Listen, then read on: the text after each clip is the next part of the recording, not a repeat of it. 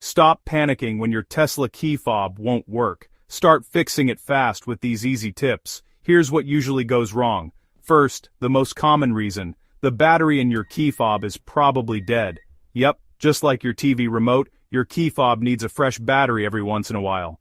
So, pop it open and swap in a new one. If the battery's good, is your key fob wet or dirty? Water or grime can mess with the inside parts and stop it from working. Try cleaning and drying it off. Next, are you standing too far away?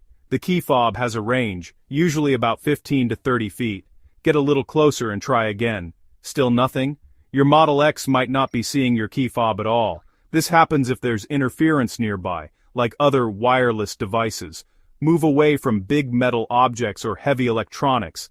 If all else fails, it could be a software glitch in your car or the fob. Try resetting your key fob or contact Tesla support. So, next time your Model X key fob leaves you stranded, check the battery, clean it up, get closer, and clear away interference. If it's still not working, don't stress. Help is just a call away.